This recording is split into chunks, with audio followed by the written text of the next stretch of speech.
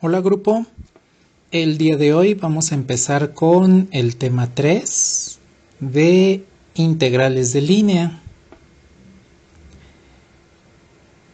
Integrales de línea. Para las integrales de línea vamos a ver dos tipos, las que son de campo escalar y las que son de campo vectorial. Primero nos vamos a centrar en esta videolectura en las integrales de línea de campo escalar y en la siguiente veremos las integrales de campo vectorial. Antes de comenzar, pues vamos a hacer un pequeño repaso. Sabemos, por ejemplo, que si tenemos una curva, en un punto de esta curva podemos calcular su vector tangente, que es la derivada de la curva. Esta vendría siendo la curva r de t. También sabemos que para medir la longitud de arco de la curva, lo que hacemos es calcular la integral del módulo de la derivada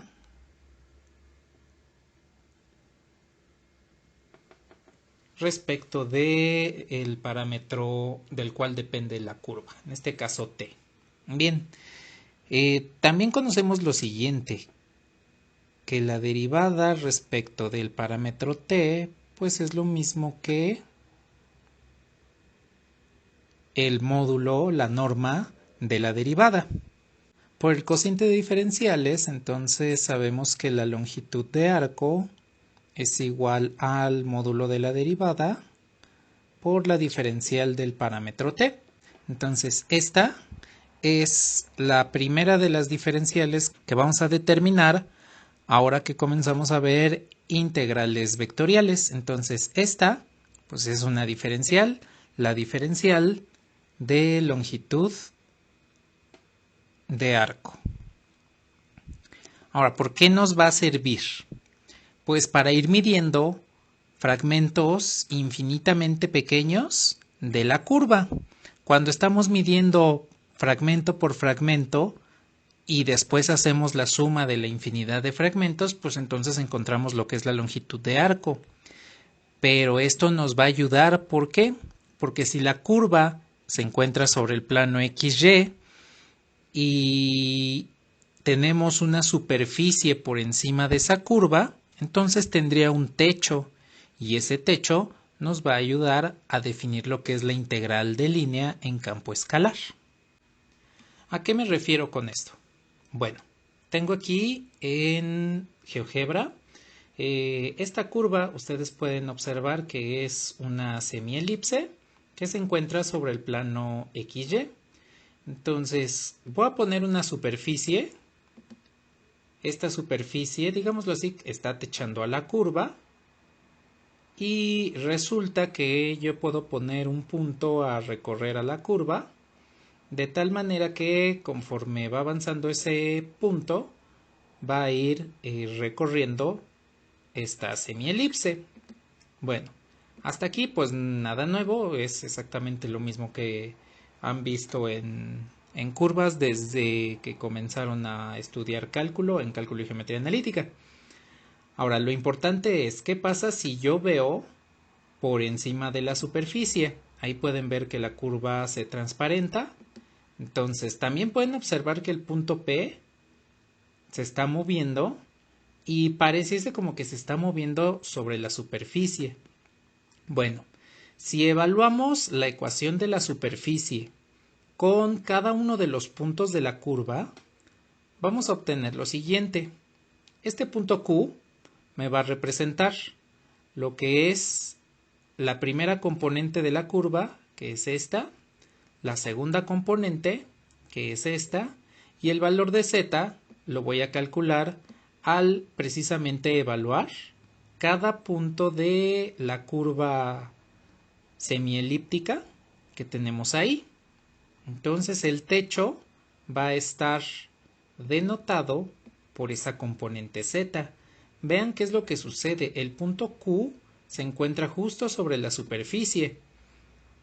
Si lo vemos por arriba, observen que el punto Q se va moviendo exactamente igual que el punto P. Y además aquí nos está dibujando una curva. la curva, observen que se encuentra sobre la superficie. Entonces, conforme me voy moviendo sobre la curva en P, en el punto Q, pues también voy trazando, digámoslo así, esa proyección o esa sombra que deja la curva sobre la superficie.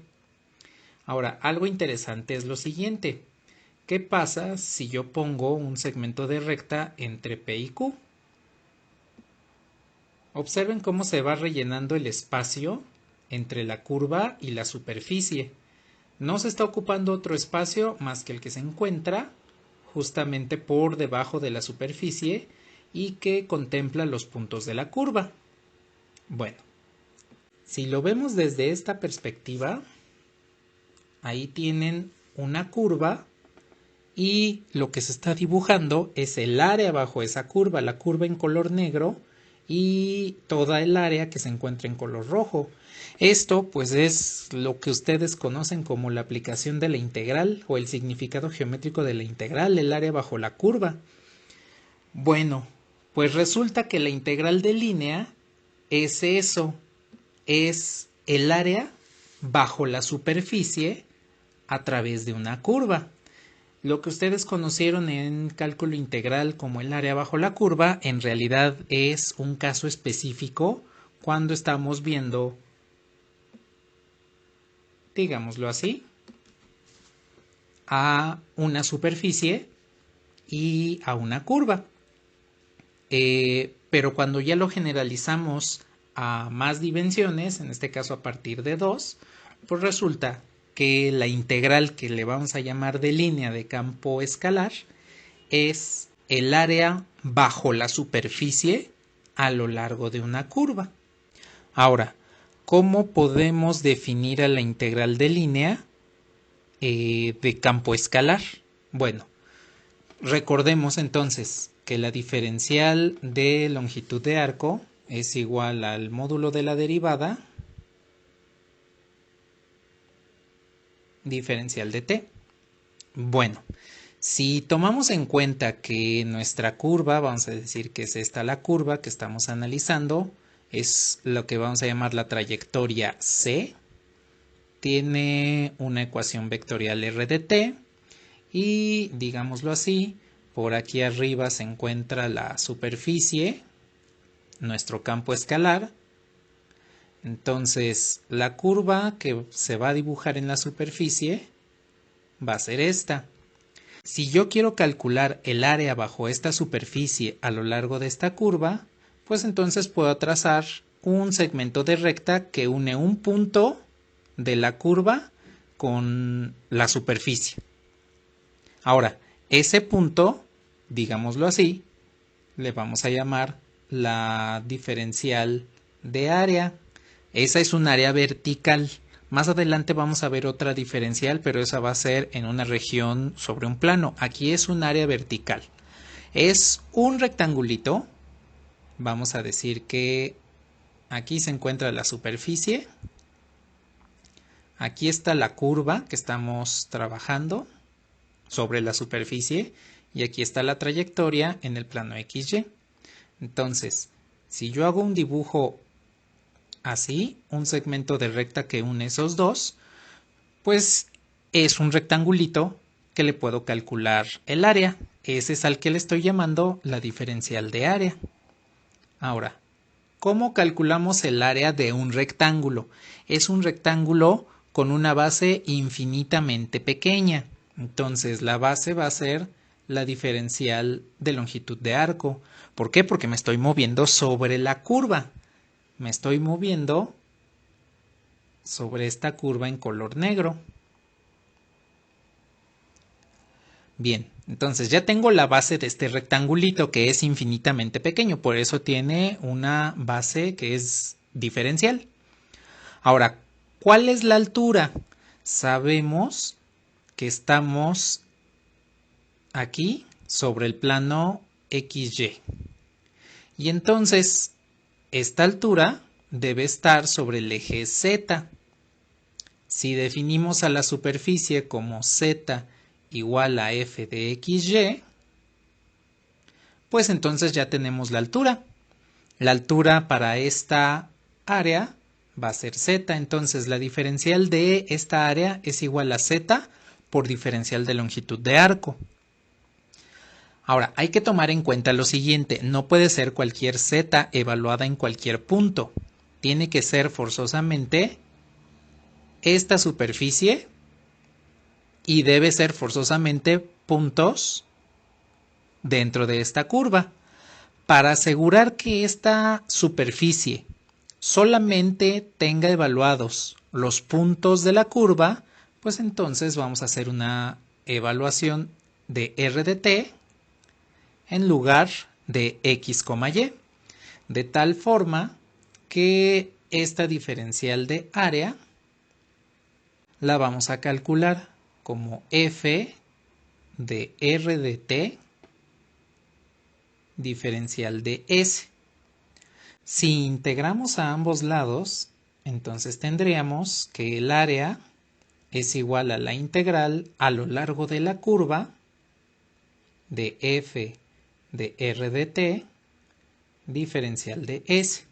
Ahora recuerden que la diferencial de s pues es lo que tenemos aquí. Entonces, esta integral se convierte en la integral a lo largo de la curva de f de R de t por la norma de R' diferencial de t. Este que tenemos aquí es la integral de línea de campo escalar.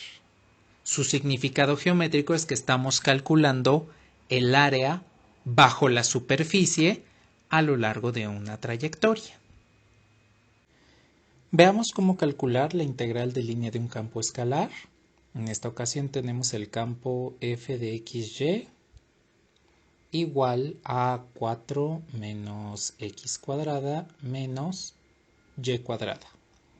Y tenemos la curva R de t igual a coseno de t en el vector y más seno de t en el vector j. Vamos a evaluar esta curva desde el punto A, que es 1 sobre raíz de 2, 1 sobre raíz de 2, 0, hasta el punto B, que va a ser menos 1 sobre raíz de 2,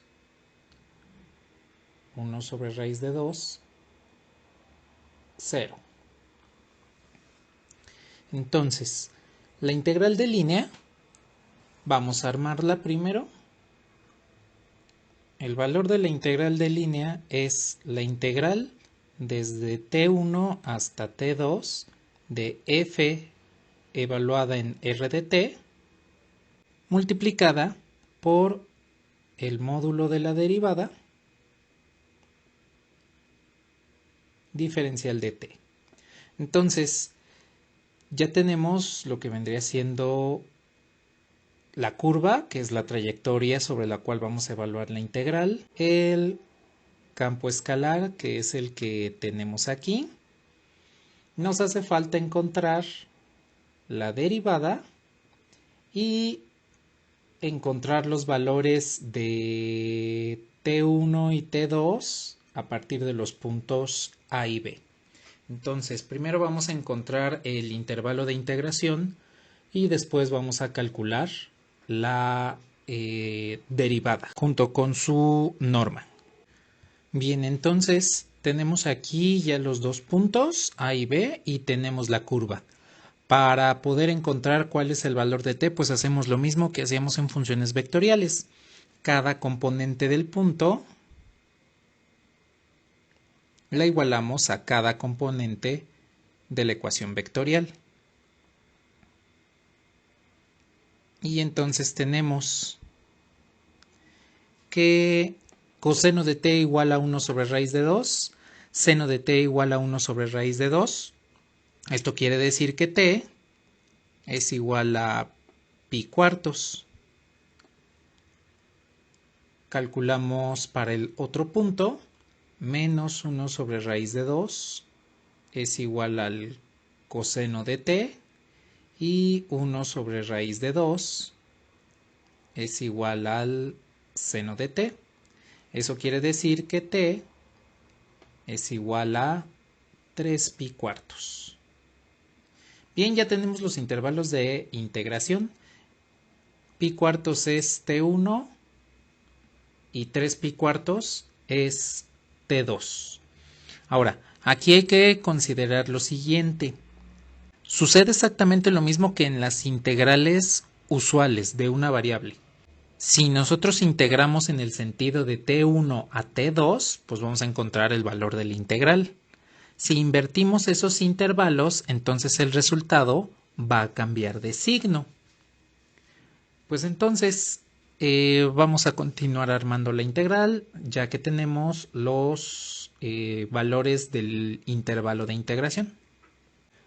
Tengo aquí la curva, que es nuestra trayectoria C.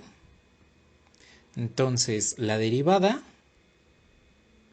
es menos seno de t en I más coseno de t en J. Calculemos la norma. La norma de la derivada pues es la raíz de menos seno de t al cuadrado, pues me queda seno cuadrado de t, más coseno de t al cuadrado, coseno cuadrado de t. Entonces la norma de esta derivada